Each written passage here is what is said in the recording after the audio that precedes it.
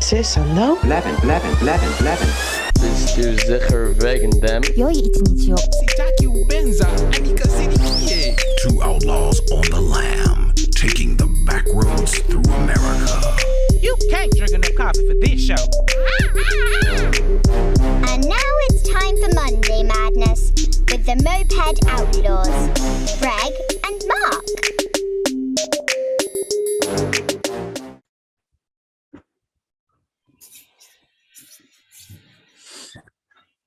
All right. What were you asking me? You ever have one of those lives where you wish you were on a Hawaiian island, just relaxing, cool tropical breeze, sound of waves lapping on white sand or black sand, depending on what beach you're at? Yeah. I'm actively making plans to create a similar lifestyle, but not necessarily centered around the Hawaiian Islands. Very good. What makes you ask? Do you need a getaway? Because right Time now for I'm vacation? living a life where I wish I was on a Hawaiian beach, tropical breeze, relaxing, the sound of waves crashing upon the sands. Yeah. Well, it's right there waiting for you. On the other side. Yeah. The other side of the mirror. Yeah. The other side of releasing Humble and Grace. Boy, there's a project that should come back onto the front burner. Amen. You're talking my language. All right. Yeah. I know this isn't what we talking about today, but since we're here, let's just what year was it? What was the intention, and why the fuck isn't it done? Shit. What year was that? I don't know. That was when the total solar eclipse took place on the Hawaiian Islands, the Big Island. And Mike and I went there. We raised a little bit of money, spent a bunch of our own money, and we actually got the total solar eclipse on video, which was rare because the island was all fogged in the main part where the media people were, and the observation place on top of the mountain, they were fogged in, and where Mike and I were, because we got kicked out of the media place, was clear. Awesome. And who's Humble and Grace? So Mike is Lord Humble and I am Sir Grace. And they were very tongue-in-cheek names because Mike felt he wasn't really humble and I felt I wasn't really full of grace. And so you went to Hawaii to shoot this film, and you shot it on video, and there was a loose understanding of what it was all going to be. Well, it was documenting the trip, and then we went to Kauai where our friend Sherry was living at the time, and we spent 3 days on the Big Island, I think 10 or 12 days on Kauai, and then we met Chris Furby in Los Angeles and went to Disneyland because Mike had never been to Disneyland. And did you shoot at Disneyland? We did briefly because I got permission to shoot, but it was under sort of a lie. So when we got there, we got in for free. We got our equipment. Chris Furby shot us on Main Street. Security came up, tapped us on the shoulder. I went into one of the main security offices on Disneyland, spoke with the woman in charge. And after hearing my story, she was like, well, you can't shoot, but you guys enjoy your day at Disneyland. So we were in Disneyland for free, and we kept the footage on Main Street. And then I also got a pencil that was shaped like Mickey Mouse ears, which I thought was so cool because there was a real lead pencil, wood pencil. And I lost it since, but I was happy. So there's footage. It's in the Humble and Grace archives. Yeah, and it's on like the Super 8 videotape or Mhm. whatever that Yep. is. High 8. High 8, that was it. High 8. So my plan is to get some volunteers at the Redwoods, which is a retirement home in Mill Valley, and interview the people there, reminiscing about Humble and Grace and kind of these yarns about who these two clowns were, and then interjecting the footage that we shot, which is now like what, 20 years ago, 25 years ago. So there'd be like this, two women going, yeah, I remember Humble and Grace. They were crazy. They had this idea to go shoot in Hawaii and then interject footage from the actual Humble and Grace go to So Hawaii. you have a plan. I do have a plan. All right. Should we Yeah. start a GoFundMe? God bless it. It doesn't need money. It needs the one piece that has kept it from being edited. Both Mike and I have attempted to edit it a few times and it just always falls off. Editing is fucking, it's like working out. It Okay, is wait, hang on. You've got the women talking, right? no, I haven't shot that. Haven't shot Okay, that. so why are you editing? You don't have what you need. Well, we were editing 20 years ago because we did have what we need, but Okay. time has passed. Got it. So what we're back to now is a GoFundMe so that you can shoot the sequences with the old ladies, right? Yeah, but I don't need money to do that. I could do that. Okay. Wouldn't it be nice if you had money to get paid for what you're doing? That would be nice. Okay. How else are you going to edit in Hawaii on the beach on your Mac? On my PC. Or whatever. See where I'm going with this? I do. Okay. I do. You're trying to step me through the mirror. I like that. I love it. All right. Well, that's enough about Humble and Grace. We may revisit this. For those of you who are really enthusiastic about the solar eclipse of an unknown date and time, I'm sure it says on the tape somewhere. Yeah. Oh, yeah. I will keep after Grace until he gets it going. All right. Which brings us to the big mirror, which is what this episode's about. Stepping Right. through the big looking glass. Yeah. And what happens after you shoot a film and don't edit it? I can tell you for experience, nothing. Yeah. And some people think that that's what it's like after death, too. They think there's just nothing. Right. Right. In fact, I've been doing this presentation called The Neuroscience Behind Manifestation. And one of the main people in that segment has that opinion. Even though he talks eloquently about all this great neuroscience, he's also like, when we're done, there's absolutely nothing. And that's what he concludes his presentation with. Very interesting perspective, because most people that I know and that I hear talking about it are not atheists who believe nothing happens at the end of life. Most people believe there is an afterlife of some sort. And I happen to agree. Well, and you and I have spoken of Ricky Gervais' series Afterlife that has 3 seasons, and he's he very much believes nothing happens. But Afterlife is in my opinion, a very moving spiritual series about the meaning of life, exploring what is this thing life and finding meaning in it. Okay. Yeah. I mean, what if it doesn't mean anything? Well, that's part of what I was wondering as I thought about this topic we chose, because I was thinking, you and I spoke on Monday of the Egyptian spiritual story, for lack of a better word, that the story of Jesus emulates, of a son of God being born to a virgin mom who brought a friend back to life, was crucified. I wish I could speak eloquently about this, but it's just whispers and very sparse memories of there might be a story about that in Kemet. Well, so, but here's the thing, is like I saw it from a resource. You have come across it from a different resource. It's information that's out there. And it does bring up kind of what Ricky Gervais and other atheists say, is like, is God a human need for meaning? It's a great question.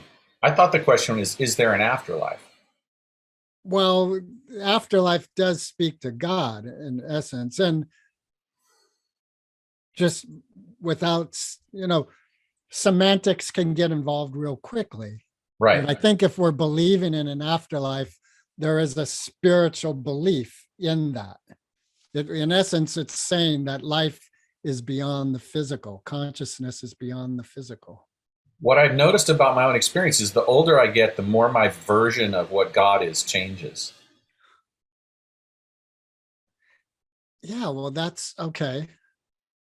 I believe that for myself too. Part of what I believe for me, like if I was talking with an atheist in my mind, is God is that element that's love, that's infinity, that's the emotions, that's poetry. It's elements that we know exist from experience, but cannot be calculated and graphed and scientifically diagrammed. Well, I disagree. Politely. My point of view is the all is what we would refer to as God. Well, And so it includes everything. right. And the all is mind, which means that we are a thought. Right? Hey, isn't thought like a alien You're species? thinking of thought. Oh, okay, never mind. Yeah. No, so it's more than light, it's darkness, right? It's all of the different things. And the body is the experience of all of the elements together in what we would call 3D reality. But what happens after the body dies to the essence, you can call it the soul, you can call it the spirit, right? Both, really, soul and spirit, which there's a mild distinction there, right? Consciousness. Consciousness is more along the lines of what, I think modern materialists would use, right? Because it's based on this idea that consciousness is the thinking part, the aware part. The aware part, awareness. Yeah. So for me, I've been exposed to all these idiomatic kinds of philosophies about what's happening when the body's no longer functioning the way it normally does. And so I have all my pictures are shaped by my experience of all the people I've talked to about it and all the books I've read about it and all of the decisions I made that I think are right. But do you have experiences that are ethereal in nature or divine in nature? Like, do you have personal experiences where you're like, okay, that was God? More and more, everything is. Every experience is. But that's a kind of pedantic answer to what your question is, right? So, right. And it could be hallucinogenics involved. I think that's valid. Yeah, more and more, I experience that the need for hallucinogenics is less and less for me to have the experience that we're talking about. Yeah, but coming back, have you had any real world experiences of a miracle, something where you were like, okay, that's beyond 3D scientific definition, what I just experienced? Oh, well, see, to me, nothing is beyond science. It's just how science chooses to evolve. 3D science. Like, have you had an experience? Sorry to be such a pain in the ass, but I don't make there's no distinction there for me, because to me, they intersect and they work together. And okay, have you had an experience where you know that this experience was divine?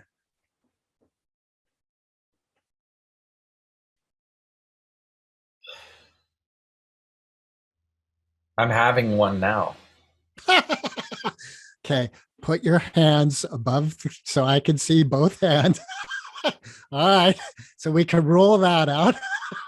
Yeah, what he's saying is I'm not having a stroke.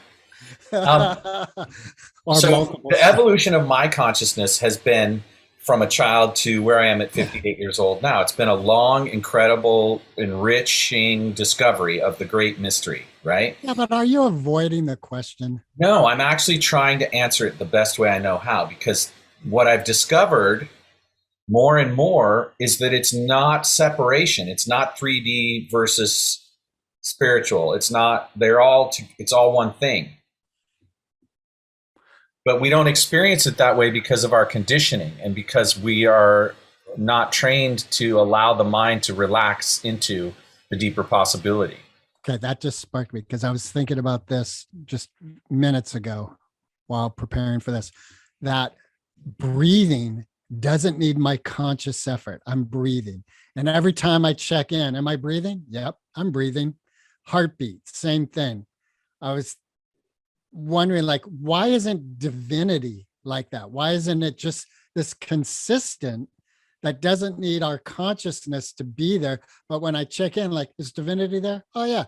And in essence, like even joy, like we could just say divinity is joy. What you read about in Course in Miracles on Monday, where God is just pure joy, that's God. So all the pain and adversity that we're experiencing, we created, because that isn't God.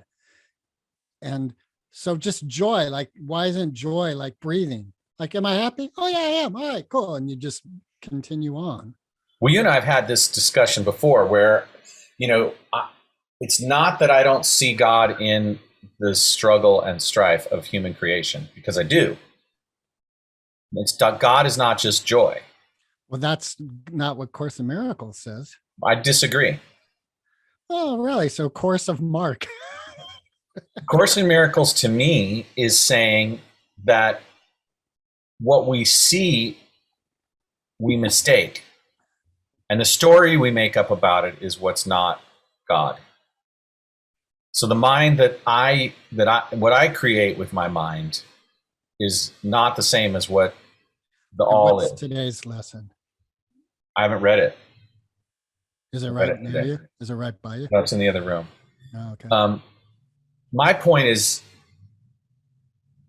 I've had lots of what I'll call experiences of the awe and wonder of the life I'm in that seem to transcend the boundaries of physical limitations.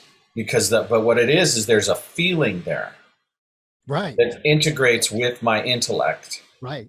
And then there's a third thing that happens, which is a sensation in my body, which feels like love. An erection. Well, that too, but more and more, I recognize that the boundary of when I'm having that inspired awe experience and when I'm not is less and less. And so I don't make a big distinction now between the mundane and the divine. Because the fact that there's mundane is such a miracle all in itself. Okay, so do you still have the question, is God real? No. Alive in you? It's the absolutely question is no longer. It's not even a question anymore. I have that question alive still. Okay. And yeah, that's it. And I would say I believe in God, but that question is still alive in me. There's an element of, what am I really believing in? And part of it is because I know how foilable we are as humans. Fallible. Yeah. Aluminum foilable. Yeah, foilable. Yeah, totally. So for better or for worse, I consider that aspect of us also divine. And this starts to break away from the Course in Miracles in some ways, but that's okay. Like, that doesn't mean there isn't wisdom there for me to receive, right? But my own experience, my own framework as it is that what we're experiencing was living human becomings on Earth is not separated from divine or God or whatever you want to call it. And so what happens when the body dies is that point of connection that has experience through the sensational, i.e. sight, touch, hearing, right, emotions. Awareness. Like those are all elements that bring awareness to something. Right. So the question I think then becomes, if there's an afterlife and there's no awareness, does it exist? Which is reminiscent of a Zen koan. If there's a tree falls in the forest and there's no one there to hear it, did it make a sound? Right. Okay, now to throw a monkey wrench into this, because you brought up, I forget the term, but we're part human, part machine.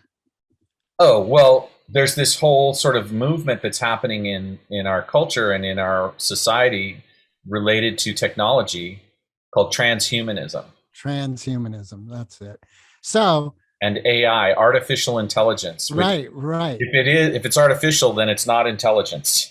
And in the stories book that were, like Terminator and all the other stories that I know of where AI happens, there's that point where suddenly computer/machine becomes aware of itself. Mm-hmm. And in that awareness, it starts going, hey, wait a minute, what's this mean? What's this mean? Oh, fucking humans are a disease to this planet. Need to eradicate them.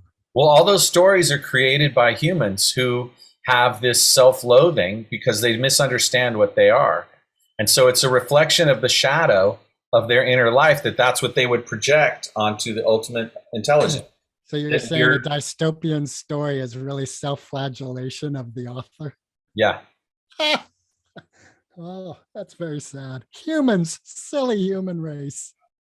When we actually start to realize what divine intelligence is, we're no longer going to be afraid of that, because what's actually, we're just absolutely destroying ourselves. We don't need AI to do it. So here's another thing that just sparked in my head, because on TikTok, there's this woman who's highly conservative, very pro-Trump, very anti-Biden, and I had a very brief conversation with her that was intelligent. Via text? Yeah.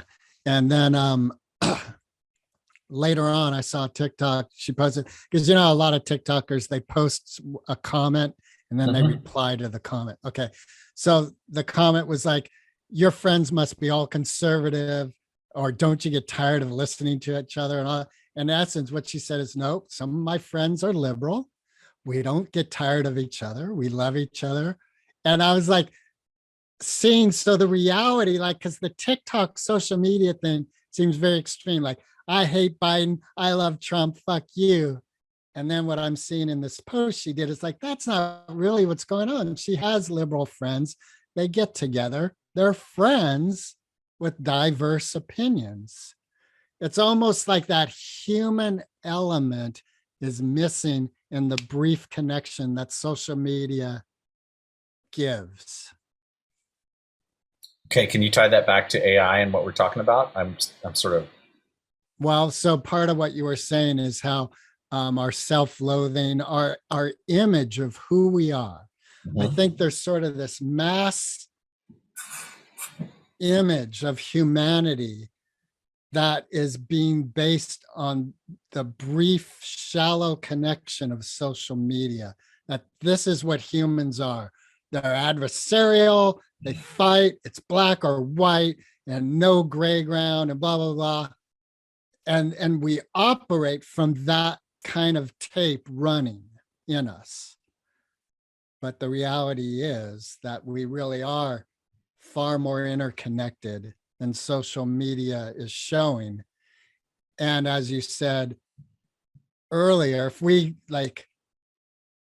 knew that to be real, then perhaps the social chaos frequency that seems to be at a constant would just sort of chill out. Like you turn the burner down on a kettle and the steam's no longer screaming out. It's just like chill down. Yeah. Yeah. Maybe we could have protests and discussions that don't lead to throwing bricks and rocks and arresting people and throwing them to the ground and all that kind of chaos. There could just be some real intelligent, positive communication. Well, we need things to break down in order for the materials that they're made of to become available for the next layer of growth. So on one level, what's happening in social media, which appears to be caustic and toxic, is actually the rites of passage of each of the individuals involved, learning to navigate their illusory sense of separation. So that kind of brings up, is God, divinity, an end all, or is it a constant evolution? Well, it's the all. So there's no, it's already everything all at once. And time is a construct. And so evolution, again, is a human condition and an earthly condition for others, for other beings, right?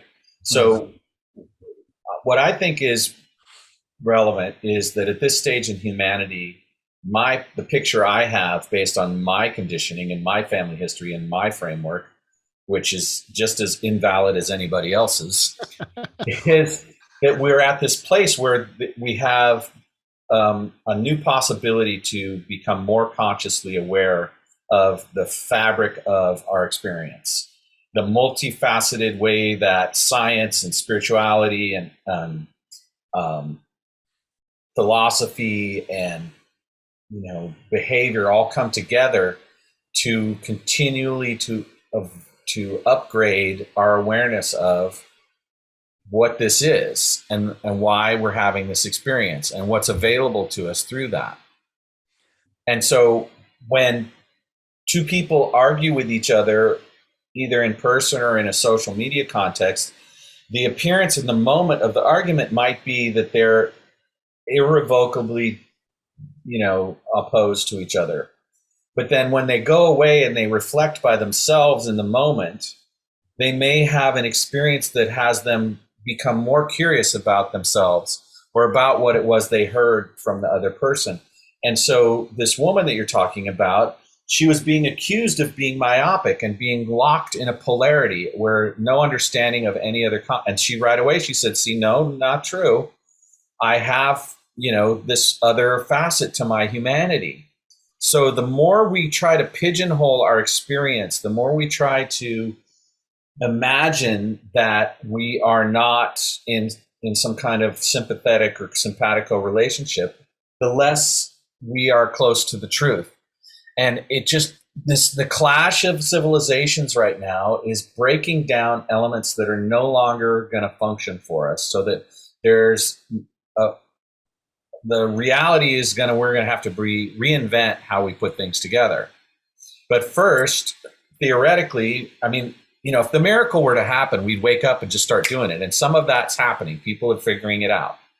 But to a large degree, there's people who are still locked into a kind of calcified awareness, a kind of unflexible, fixed point of view style. So breaking that down and making its subparticles available to the next level of evolution can either be a thing where it requires the full breakdown and death of those people as entities, as bodies, in order for that to then disperse, or it can be the breakdown of an emotional realization that causes a reaction and the changing of a set of thought patterns and set of belief systems that have us no longer function the way we were when we were operating from that idea of fixation. And what comes to mind is the former white supremacist who got out of jail after being a member of the Aryan Brotherhood, now goes around and works with other members of the Aryan Brotherhood to sort of bring them into a new awareness of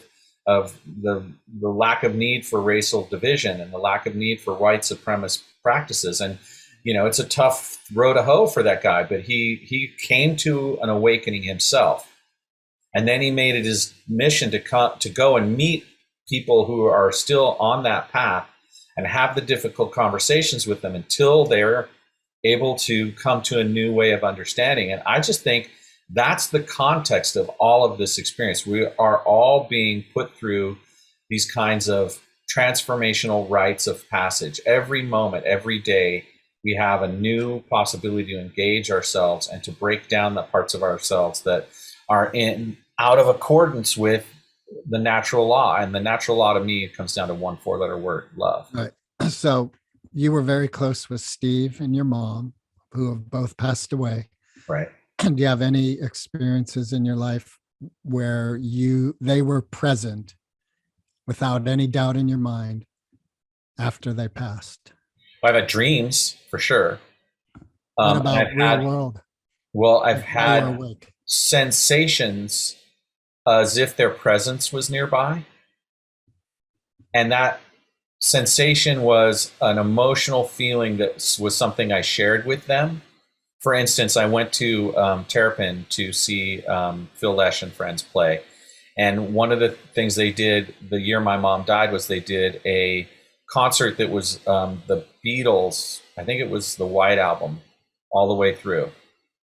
And even number 9? Let It Be. Oh, okay.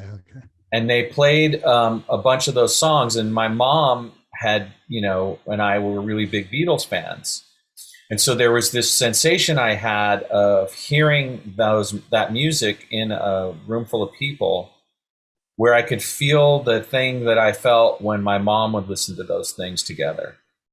Now, whether or not she was there in spirit in an identifiable way or not is a great question to sort of contemplate. But at the end of the day, it didn't matter, because my experience was the same as if she was there.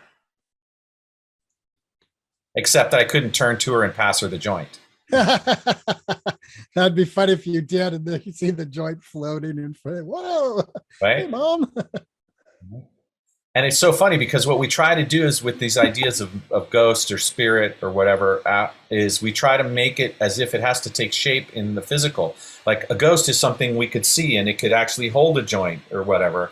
And so we're painting this phenomena with the limitations of the physical, because that's all we have. That's like the best our imagination can do. You know what's interesting? All the ghost stories I can think of.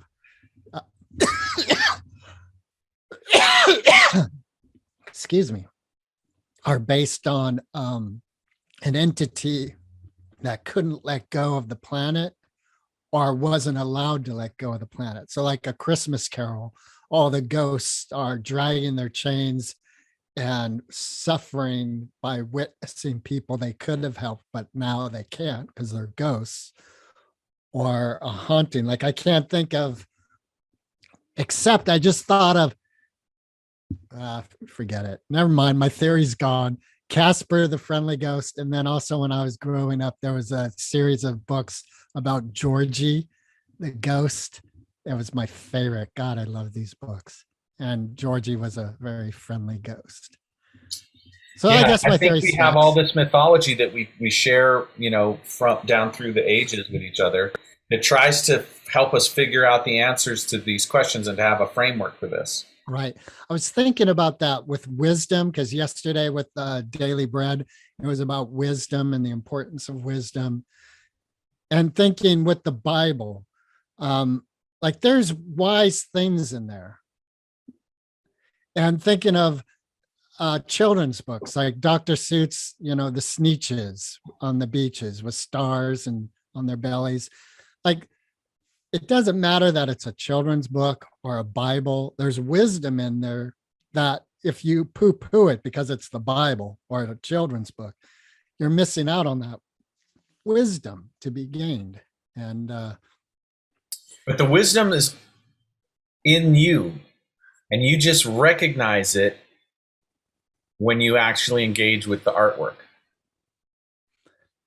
So the artwork is created by someone, right, and they can't know who or when or which particular layer of wisdom they're actually going to resonate with each individual.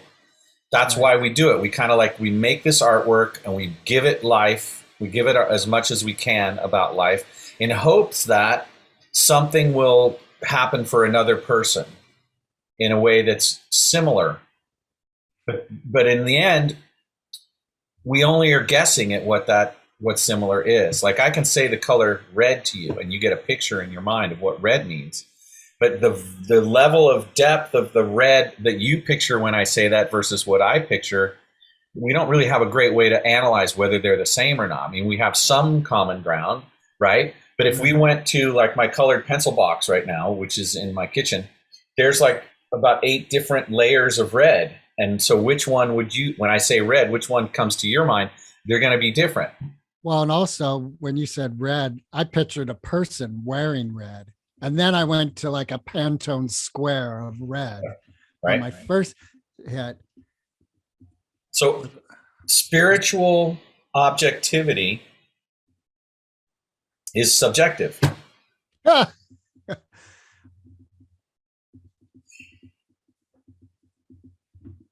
Bumper stickers should be issued. Yeah. You know what's hella funny is the other day I was on the freeway and this fucking guy cut me off to get onto East Blythedale exit. And he had this peace bumper sticker. And I was like, you're a fucking idiot. Like, you know, I mean, that's the other thing. It's so like our blind spots, the areas in which, you know, we profess to be X, but, and I think that happens a lot. It's interesting in a romantic relationship and dating. I feel like with this dating app, there's this element of, you know, like a resume. This is the best of me, you know, talk about, wow, I have trouble getting to work on time. And I take a lot of coffee breaks and I don't know Excel, but I'm great at it, you know. And I don't know. It's just, I was talking with my youngest daughter, Bodhi, too, about this element of the imagination. And you and I think have spoken about this, of imagining a way of being that kind of pulls me. Like I want to live that way. I think we talked about this, about stepping into greatness, that element of it's not like I can do better. And that statement's coming from an imagined way that I am, that isn't happening now. So what's real? That's, again, that kind of brings me to God. That's why I have the question, is God real? Like, what is real? I don't have to know that breath is real or not real. Like it doesn't, no one, you can say, fog a mirror and know that. Right. And someone could say, well, you're not breathing. Okay, whatever. Like it's so inane, the statement, because of the reality. That's what I'm looking for with God. It's almost like that Rolling Stones song. I don't want to walk and talk about Jesus, just want to see his face. You know, like I want it to be so inane that if someone comes up to me like, God doesn't exist, it's such an inane statement, they might as well have said, your heart's not beating. Because, like, okay, it's so inane. So do you believe in an afterlife? I do. And what I went, and the solidity of that's my answer comes from my personal experience with my father after he had passed. I think I've told you that story where I had to hang out in the morgue for 3 days. And what was it? And there was that floaty sensation, and they had the names of people on the wall where I see you're up to something. Keep talking. They had and, so they had names, like, so you could go, you could see like Leonard Wilker. Oh, he's over in that room there. Mrs. Audrey Smith, she's over in that room there. So they had those, and I'm like floating around, and it was super weird. And then I was like stepped to this one spot in the morgue, and all of a sudden it went away. I'm like grounded. I was like, oh, that's weird. And I turn around, all of a sudden I'm floating again. I get right in front of those name things, and I look up and they misspelled my dad's name. And I laughed. I went, all right, I'll take care of that. And then it was just gone. And I went into the office and said, hey, you misspelled my dad's name. They went, okay, we'll take care of that. So does that floating experience, is that evidence of the divine for you? It is for me. And that's the other thing I know. There's no fucking way that I can communicate the reality of life after death with anyone like you. Mike Healy always comes to mind because that's my personal experience. And that's the thing. We each have our own experience, right? The question is, what set of beliefs and frameworks of thinking allows us to interpret that as being connected to source, right? Or right. And that's the piece is like, I know someone in a scientific mindset could say, well, Greg, you saw it and it was, in your unconsciousness, you knew it was misspelled and you created this experience and blah, blah. But I have my own experience. But see, even scientists who are so focused on phenomenon and measurement and this idea of science, they're looking for meaning in the universe. Oh, absolutely. And so it's the face of God just is through the lens of quantum physics. No, absolutely. But here's the piece that with science that's important is it needs to be able to be recreated by others. That experience I had cannot be recreated. Like you can't go to a morgue and recreate what I experienced. And that's the element where science goes, I don't know about that. Because the scientific process is it's real and true because it could be recreated by someone else elsewhere with the same elements involved. And even when you combine all the elements together in a recipe, sometimes it doesn't work. Right? Yes. And that's part of what I've been That's to the indirect proof symposiums. that science is not as solid as they want to think. Well, I've been to symposiums with scientists and spiritualists. And I remember one woman who was a doctor of mathematics. And she said she got into it because her dad was kind of airy-fairy. And she was like, fuck this. I'm getting into something that's, 1 + 1 = 2. But as she got deeper and deeper into it, it started getting loosey-goosey. She's like, oh, wait a minute. And so it brought her to a place of spirituality, in essence. Like you just mentioned quantum physics. You start getting into the depths of these theories. And there's it's a human framework, no matter how you come at it. You can come at it through the lens of science, through the lens of Christianity, through the lens of Judaism. You can come through the lens of various kinds of spiritual belief patterns. But there's a common denominator, which is we're all having psychosomatic emotional experiences. And so what we use to try to describe those are...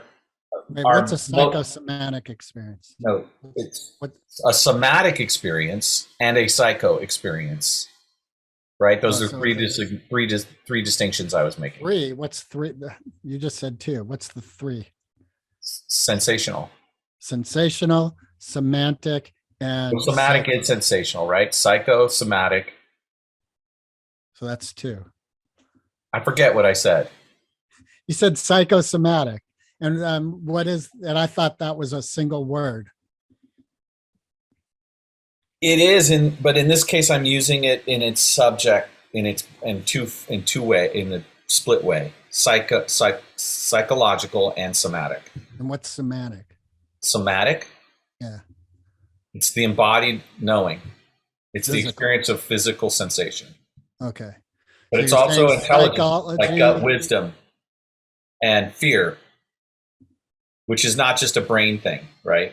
Fear is an embodied thing. We feel it in our bodies too. Right. All right. So going back to what you were saying, how we have this psychosomatic Everyone has this experience. point of view of how their experience of the world is through Right. the lens of being in a body.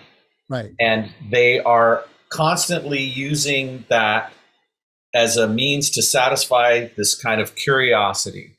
And so scientists focus on satisfying that curiosity through the lens of science, and spiritualists focus on satisfying that curiosity through the lens of spiritual reasoning or meaning making. And so, Estians say we're meaning making machines, which is really funny because we're not machines, right? But then there's this whole idea that the mind itself has this unrevocability to it. The process of the mind continues and continues and continues and continues, no matter how much meditation you do, or how much walking you do, right? There's just like, and then when you die, what happens? Does that thinking continue? What do you think? So I think it does. I think I'm aware when I pass. My awareness continues. Okay. Like I'm aware that I've left my body. Right. And we've both had experiences, like I've had psychedelic experiences where I left my body, right?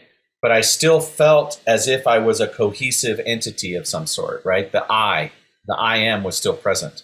Right. But when I had this thing happen to me on Christmas Day this year, where I had transient global amnesia, there was nothing. There was no experience to relate to because there was no memory to store it in. Yeah, what's brilliant with that is there was also no fear. Because one That's could right. quickly think like one would move into fear.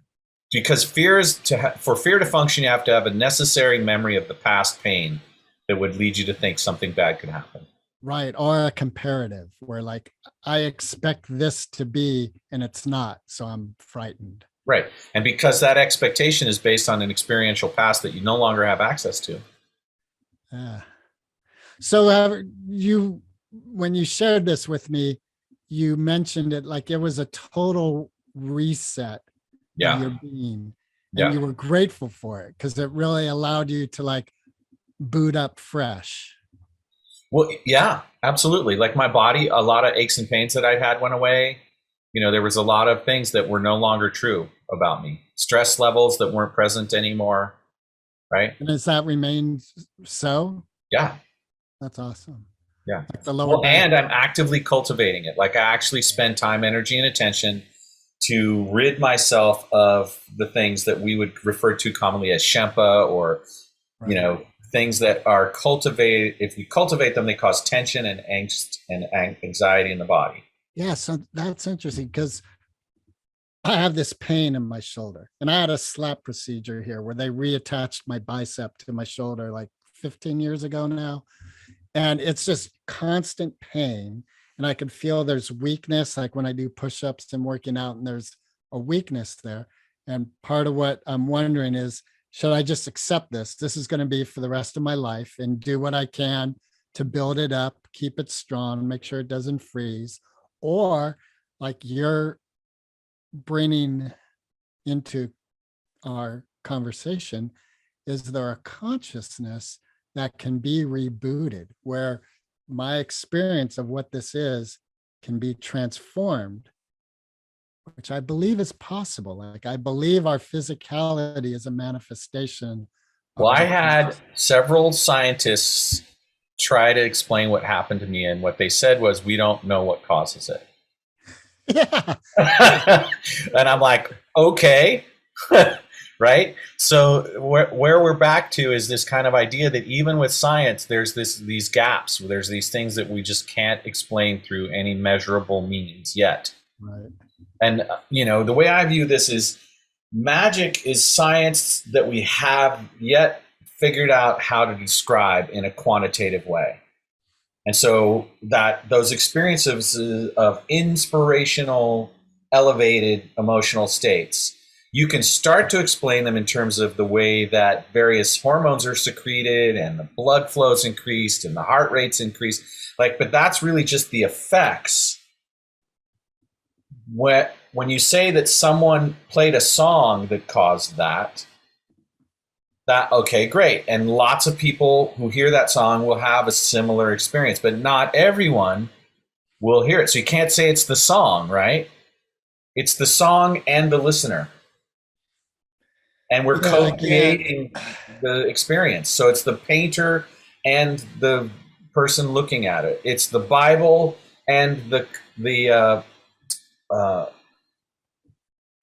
Reader. The Bible and the reader, or the Bible and the congregation. Congregation. The Bible and the pedophile. That's a great horror movie. That reminds me of when I was growing up. There was a book I really loved called Not sure I want to hear The this story. Switchblade. No, it was based on a true story, The Cross and the Switchblade. It was about a street gang member who, was deep into the gangs, and then he becomes friends with a neighborhood priest, and his life is transformed from. Right, which is why we're all here. We're all here to receive that transformation.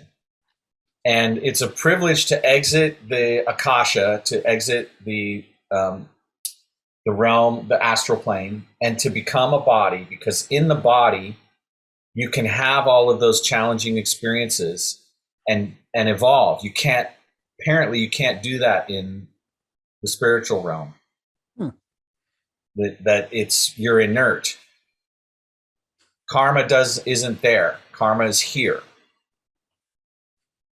So transcendence only takes the spiritual garage for your karma. Well, not garage, but let's say playing field, game freeway field. It's the game field. It's we come here, we engage with each other, and whether we do it in a conflict way of polarization and us against them, or we get together and we all go see Judas Priest, and we have a religious experience at a heavy metal concert, right? Which breaking the law. Right?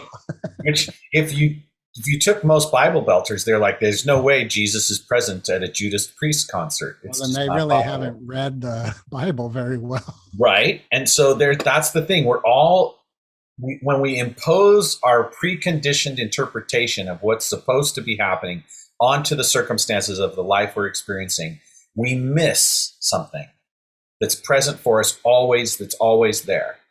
And it's like that great line where Bruce Lee is teaching the kid, and he points and he says, it's like a finger pointing to the moon.